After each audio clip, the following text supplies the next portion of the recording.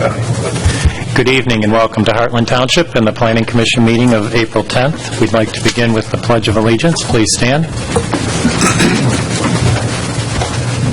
I pledge allegiance to the flag of the United States of America and to the republic for which it stands, one nation, under God, indivisible, with liberty and justice for all. Thank you. Commissioner Hopkins, would you please take roll? Certainly. Commissioner Voigt? I'm here. Commissioner Murphy? Here. Commissioner Mitchell? Here. Commissioner Grissom? Here. Commissioner Hopkins here. Commissioner Newsom? Here. Chairperson Fox? Here. We have quorum of the Planning Commission. We also have President Township Planning Director Dave Campbell. All right, thank you. Next up, item 4, approval of our meeting agenda. I make a motion to approve our meeting agenda of April 10th, 2014. Support.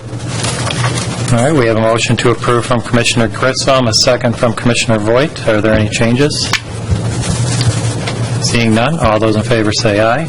Aye. Opposed, nay. Motion carries. Next up, item 5 is call to the public. Anyone this evening?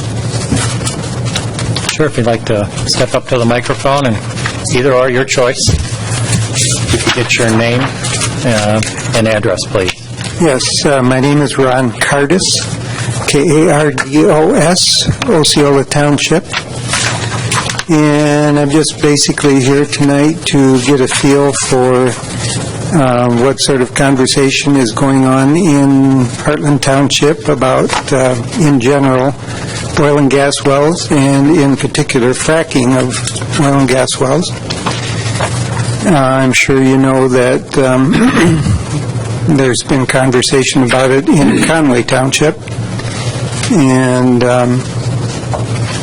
I was at the flow presentation in Fowlerville that dealt with that issue, and also the Livingston County planning meeting that was subsequent to that, at which the DEQ did a presentation. And I've just been basically going around to the adjoining townships to see what sort of conversation is going on.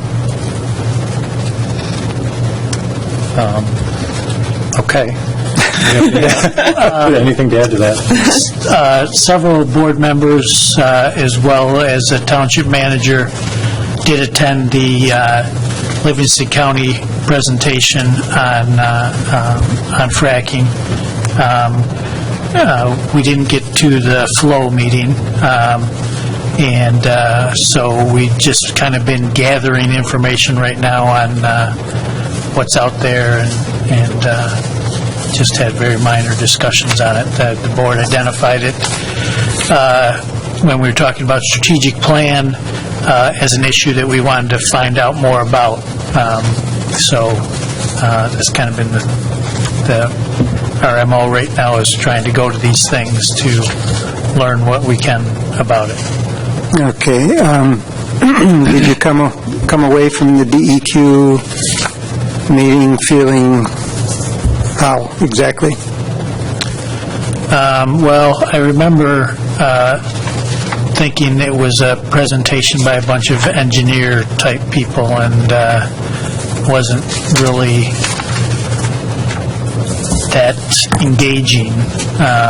So we did get some contact information from the representative that works our area, and so, but it was, I mean, it seemed to me that a lot of the regulation lies with the MDEQ on it right now. That I don't know there's necessarily a space in there for township regulation at this point. To some extent, you're correct. Basically, the state and federal laws dictate what can be done at any well site. There are some minor, rather insignificant things that a township can do in terms of not the well itself, but the area around the well to protect the residents.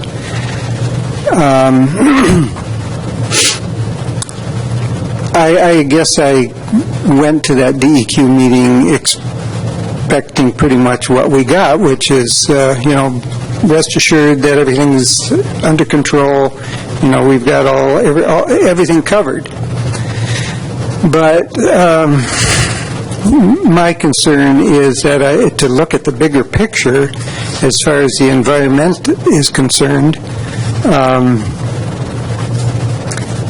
there's just too many possibilities of error there, and I think a township really, really, really needs to be proactive before they say, well, the state and the federal government have it all covered. I don't know how much you know about various oil well and pipeline accidents have occurred. We hear about the really, really big ones. We are rather concerned as a household because we have two major pipelines going 80 feet from our home. We have 50 acres, and it goes pretty much the length of the property. And, we know what it's like dealing with a big corporation like Enbridge. And the Enbridge pipeline is the one that spilled nearly 1 million gallons of crude oil in the Kalamazoo River. And I'm just trying to be sure that people are aware of what's some of the potential out there for problems. Okay. It sounds like we're aware of it and gathering some background on it at this point. I would say if you want to have more of a discussion, probably would be to contact me in the office or Sure. township manager, and we could give, some sit-down, one-on-one with you. That would be great. Are you aware of the number of oil and gas wells you have currently in the township? No, I'm not. Okay, there's 6 active wells. There's one injection well at which they can dispose of all sorts of whatnot in it. There's a lot of wells that are plugged, very old wells, and I don't know what sort of a problem they pose, but one thing I would like to discuss with you, if you're willing, is to become aware of the DEQ website, because it gives a big picture of what how expansive this oil and gas industry issue is. Maybe not necessarily in your township, but across the state. And I personally feel that what happens in one township affects the next one. So. And we certainly feel that way, too. I would suggest that maybe you give Clerk Hopkins a call and maybe set up a time to get together with him. Great. If that would work. Okay. All right. Thank you very much. All right. Well, thank you for your time this evening. Did you say you wanted an address? Do you need an address on it, or just Osceola? No, Osceola would be fine. We're good. And can you spell your last name one more time? Kardos. Okay. Thank you. All right. Thank you very much. Anyone else this evening? Okay, no one else coming forward. We'll skip past item 6, public hearing, since we do not have one, and move to item 7A, which is a revised site plan application number 522, shared driveway application number 132. And I think at this point, maybe we'll turn it over to our planner, David Campbell. And Jared, if you'd like to come up. Good evening. Thank you, Mr. Chair. Hopefully, all the members of the Planning Commission had an opportunity to review the Planning Department's review letter dated April 2nd, 2014 for the revisions to the plan application submitted by Mr. Beauchamp and his team for the shared driveway proposed as part of a proposed land division on the 17 acres currently addressed 10825 Dunham Road. As you'll recall, the applicant came before the Planning Commission on March 13th with the shared driveway application, and the Planning Commission advised the applicant to revise and resubmit that application to reduce the length of the shared driveway easement portion of the property such that it would be less than 600 feet in length. The key with 600 feet being that any shared driveway per the zoning ordinance that's over 600 feet has to include a cul-de-sac or a T turnaround. And if the applicant wished to not improve the shared driveway to that extent, that the length of that shared driveway needed to be reduced to less than 600 feet. What the applicant has done is essentially complied with the direction of the Planning Commission. What his surveyor is now showing is a shared driveway easement that extends from Dunham Road approximately 470 feet north along the west property line and then stops right at this point here. This is the point being where the private driveway for proposed parcel 2 splits off and goes to the house that will be sited back in this area. And this last 160 feet from where the split occurs to where the proposed property line between the two properties is shown, this would be a private driveway easement for the exclusive use of parcel 1. So the shared driveway portion would be 472 feet, obviously significantly less than the 600 feet, and therefore the applicant is not proposing a T turnaround or cul-de-sac that would be required if it were greater than 600 feet. Other than that, the application is relatively unchanged. The proposed dimensions of the parcels stays the same. The orientation of the proposed driveway stays the same. The maintenance agreement that the attorney has had an opportunity to look at would really not have to change because it would be referencing the revised easements. The review of the township engineer and the fire marshal, their recommendations essentially stay the same with the exception of any comments that they had regarding the 600-foot requirement. So, as it was on March 13th when the Planning Department brought this application to the Planning Commission, the Planning Department's recommendation this evening is for the Planning Commission to approve the shared driveway application such that the applicant, Mr. Beauchamp, can go ahead with the land division as shown.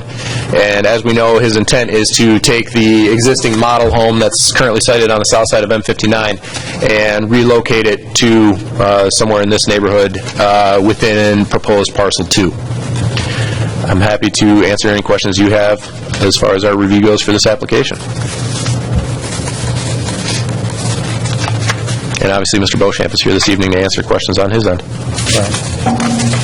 And the lack of questions aren't because we haven't talked about this. For those in the audience, we met on this, as our planner said, several weeks ago, so there was quite an in-depth conversation then.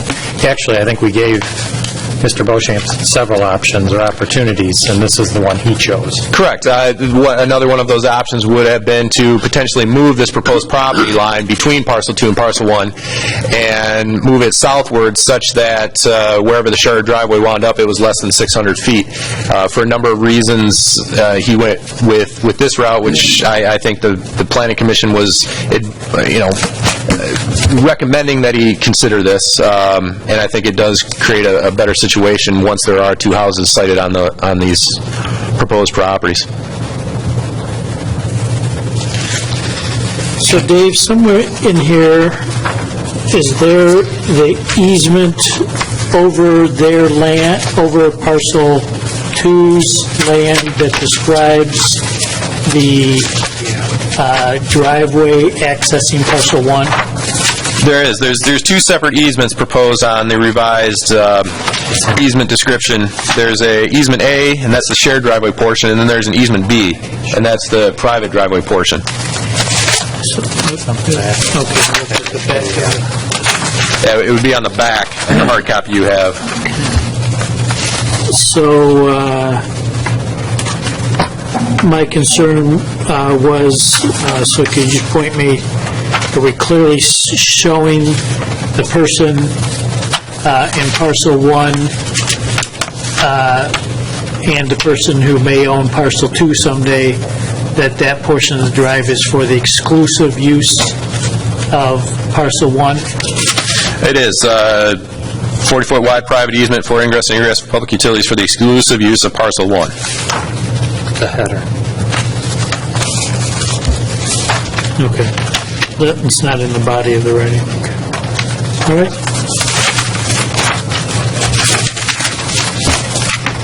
All the other comments from HRC, driveway, shared driveway width are okay. We'll get that changed. Those, I don't want to speak for the applicant, but our expectation is that those would get incorporated into their construction plans after this body has an opportunity to review the easement and the proposed plan. Then, like any other plan, we'll get construction plans and we'll confirm.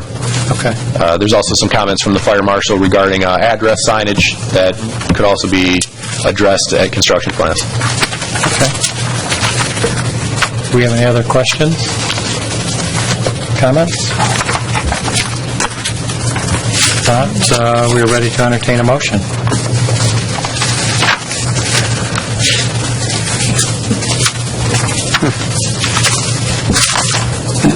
I'll move to approve site plan application number 522 for the shared driveway on the property known as 10825 Dunham Road with the following conditions. The applicant submit revised construction plans that address the issues raised by the township engineer, township fire marshal, and the planning department in their respective review letters. And the applicant revise the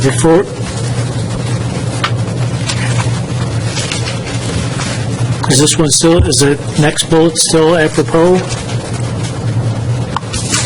I guess I'm- Yes, because the attorney did have some recommendations for the maintenance agreement, that those recommendations would still apply. Okay. Yes. Applicant revised the proposed shared driveway maintenance agreement consistent with the recommendations of the township attorney and planning department, and the applicant acquire the necessary permits from MDEQ. I second it. Okay, we have a motion to approve site plan application 522 from Commissioner Hopkins, a second from Commissioner Grissom. Is there any further discussion? All those in favor say aye. Aye. Opposed, nay. Motion carries. Congratulations. There you go. And thank you. Thanks, Judge. Thanks.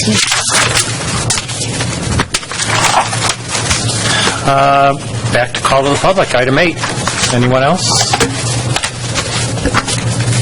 Seeing none, we'll move to planner's report. Dave, do you have anything this evening? I do.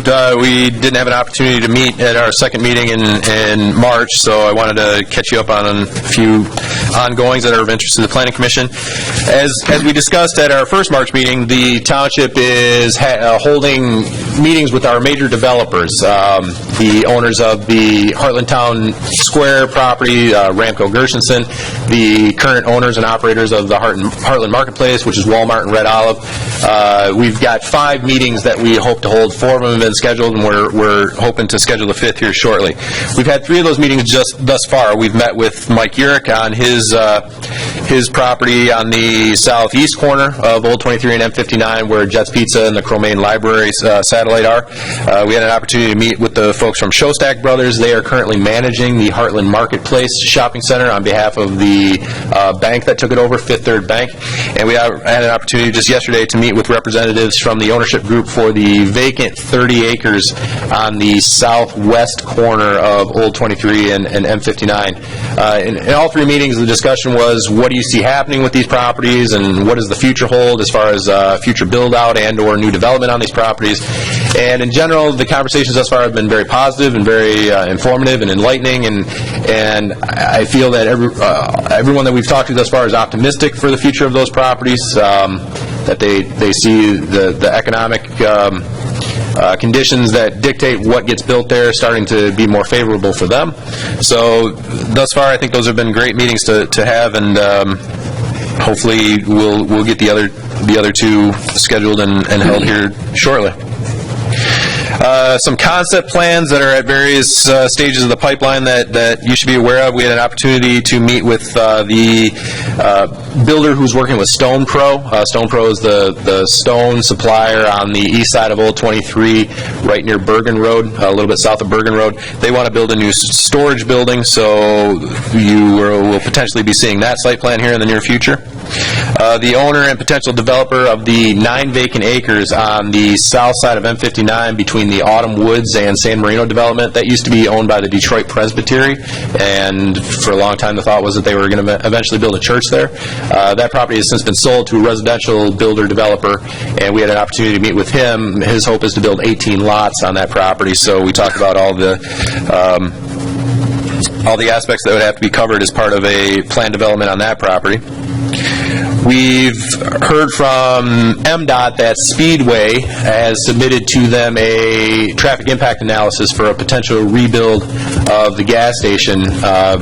They are working on acquiring the pad where the mobile station was once located, and their intent is to essentially tear down the gas station they have and build new. And part of that is potentially shifting and relocating some driveways. So we want to be involved early and often in those conversations with MDOT on how those access questions get answered. And it's still very early. Speedway has just submitted their traffic analysis, so MDOT's going to take a few weeks to look at that. And from there, we'll be having those conversations with MDOT and with Speedway. AT&T's siting people have been in contact with us about siting a new cell tower on the Heritage Park property. Kind of, if you can picture the Heritage Park, the cell tower will be located north of the existing parking lot. So we're having conversations with them on where they would site it and what the lease terms might be and what, if anything, they could do to work with the township on the township's future plans for improvements to that park. So I know the AT&T would like to get that tower up ASAP, so that's most likely a site plan that this Planning Commission will be seeing in the foreseeable future. The Safer Roads and Pathways plan is moving along. We recently held our latest meeting with the Safer Roads and Pathways Task Force, where the task force directed staff to make some changes to the Safer Roads and Pathways plan, particularly as they pertain to the pathways portion. And the next step is to hold a series of public input sessions, and one of those will actually be in front of this Planning Commission. We're looking at the May 8th meeting. The intent would be that I would give a presentation to the Planning Commission on where the Safer Roads and Pathways plan stands as today, and then we would open it up for public comment at the May 8th meeting. That is one of at least 4 town hall sessions that we have scheduled for that plan to gain as much public input as we can on that one. The Capital Improvement Plan draft is in progress. I know this Planning Commission had an opportunity to do some evaluation of some of the potential projects for that CIP. That plan draft will potentially be on the Township Board's agenda for April 22nd for their consideration, based in part on a lot of that good feedback we got both from the Planning Commission and from the Board. The Blight and Nuisance Ordinance that this Planning Commission had an opportunity to review back on March 13th will potentially be in front of the Township Board also on April 22nd. It is currently being reviewed by the Township Attorney, and depending on what his review comments come back looking like, we'll determine whether or not we make the April 22nd board meeting for adoption. The board had reviewed the second annual Hartland Area Chamber of Commerce Carnival and approved it. The carnival is going to be held in the parking lot of Hartland Marketplace the weekend of June 5th through the 8th. As we're going to talk about at our upcoming joint meeting with the Township Board, the Township will be hosting a public input session on these prospective amendments to the sign regulations of the zoning ordinance, and that will be held on the morning of Tuesday, April 29th. And we'll talk about that a little bit more in our joint meeting with the Township Board. But we've confirmed that date. Actually, a press release went out. I had an opportunity today to talk to folks from the Press and Argus and from WHMI. They were looking for a little more information. So hopefully we'll get some good input at that meeting. As far as all the amendments that we did to the zoning ordinance over the last year, Clear Zoning has incorporated those into the zoning ordinance, and we're reviewing their proof of the final version of that zoning ordinance. We found a couple just very minor typos and commas misplaced and just very minor things, so we're getting those cleaned up, and once we have those cleaned up, we'll have them print out fresh copies, including copies for members of this planning commission of the most up-to-date zoning ordinance. You'll be seeing some changes in the near future with how you receive your agenda packets. We're moving toward a online meeting agenda portal system, so instead of getting the email from me with the agenda packet attached, it will be in the near future an email from me with a link to the portal where that agenda items will be sitting for you to download and use. It'll have some minor changes to how our agenda looks, some minor changes to how our minutes are incorporated, but by and large, it's not a huge change. It's essentially a change to how you receive them via your email. So stay tuned for that. And just a heads up, there is a Planning Commission meeting scheduled for April 24th, and we're likely going to have that meeting, and the likely agenda item that we know of right now is the Town and Country Animal Clinic on the south side of M59, just off of Progressive Drive. They actually submitted originally back in October. We had them revise and resubmit. It took them a little while to make that happen. Anyway, they've done so. The plans look like they're ready for consideration by the Planning Commission, so you'll likely see those on April 24th. That is everything I had on my list to discuss with you as part of my planner's report. Happy to answer any questions. Any questions? All right, we'll move to committee reports. Anybody have anything this evening? Nothing? All right, we need a motion to adjourn, please. Motion to adjourn. Support. All those in favor say aye. Aye. Opposed, nay. Motion carries. Thank you.